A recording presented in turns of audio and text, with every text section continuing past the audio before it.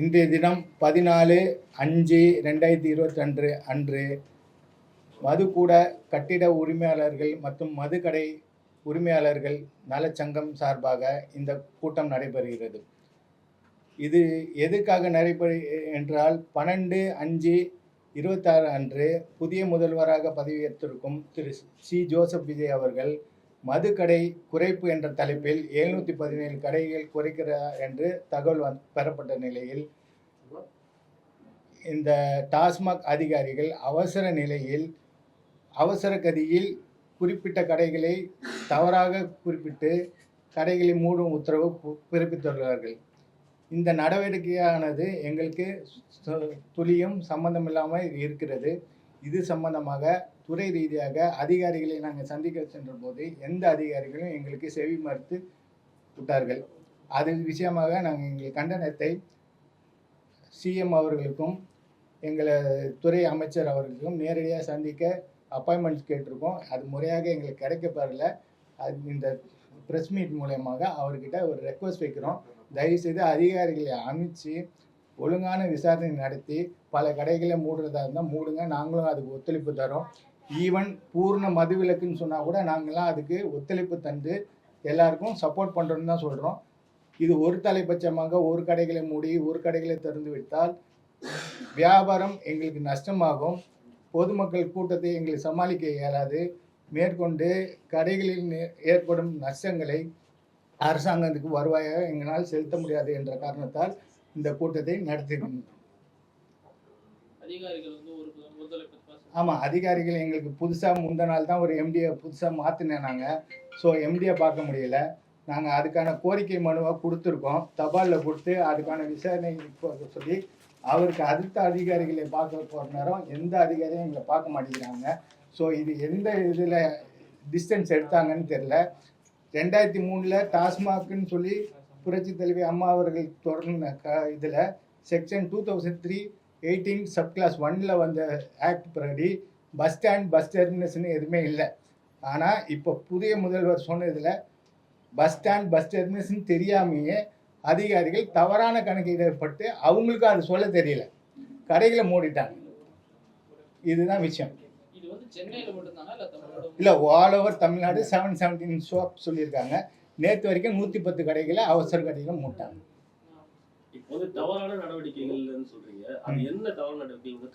இல்லை, அதுதான் இப்போ 50 மீட்டர் இடைவெளிக்குள்ள கல்வி நிலையங்களோ வழிபாட்டுத்தலங்களோ இருக்கக்கூடாதுனாங்க. அதை பார்த்து ஆய்வு மேற்கொண்டு சுமார் ஒரு 5 அதிகாரிகள் இன்ஸ்பெக்ஷன் பண்ணி தான் கடைகளை நிறுவனாங்க. இந்த கடைகளை நாங்களாக விருப்பப்பட்டவங்க அதிகமாக கொடுக்கல. அதிகாரிகள் இடம் கேட்டனால தான் நாங்கள் கொடுத்தோம். ஒரு police inspector, tahsildar, DEO, collector, MD office இவங்க இன்ஸ்பெக்ஷன் பண்ணி தான் கடையை கொடுத்தாங்க. ஒரு சில இடத்துல தவறான பட்சத்தில் கோயிலோ கல்வி நிலையங்களோ இருந்தால் மூடுறாங்க. அதை நாங்களே வரவேற்கிறோம். ஆனால் இப்போ இந்த பஸ் ஸ்டாண்டாக பஸ் டெர்மினேஷனை இவங்களுக்கு சொல்ல தெரியாமல் 50 மீட்டர் இருந்தது 500 மீட்டர்ன்றாங்க. அப்போ it is not educated to the concern department. இது ஏன் இவங்க சொல்லலை? இதுதான் எங்களோட கொஸ்டின்.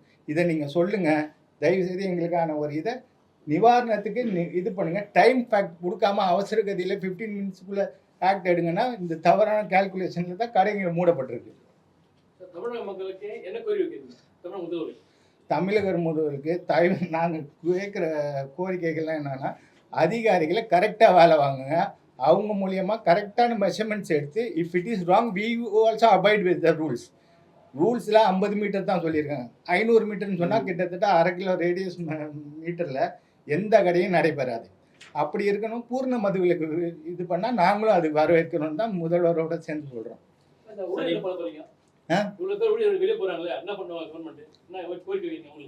அதுதான் ஊழியர்கள்ன்றது அரசாங்கத்தோட இது. எங்ககிட்ட நேரடியாகவும் மறைமுகமாகவும் ஒரு கடைக்கும் குறைஞ்சபட்சம் 100 ஊழியர்கள்.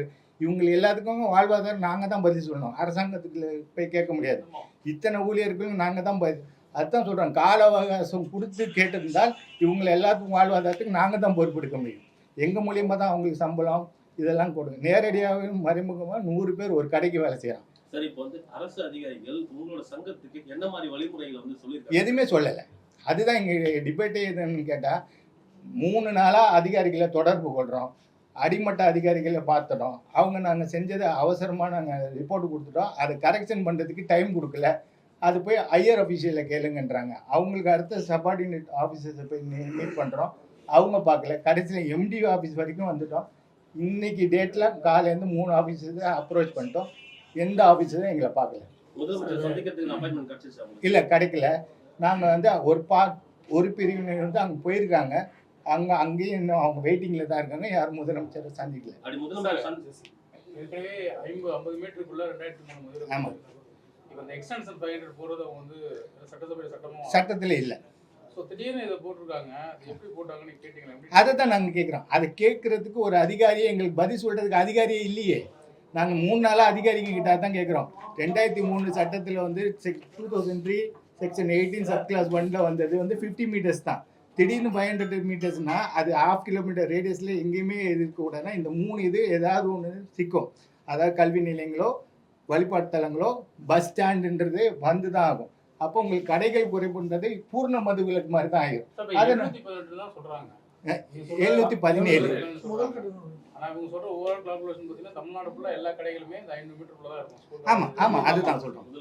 ஸோ தமிழ்நாடு ஃபுல்லாக இது ஒரு கிட்டத்தட்ட மதுவிலக்கு மாதிரி தான். ஆமாம், அது 717 தவறான தகவலுக்கு வந்து சிஎம் கொடுத்துருக்காங்க அதிகாரிகள். 100% சிஎம்க்கு வந்து இஸ் எ நியூ சிஎம்.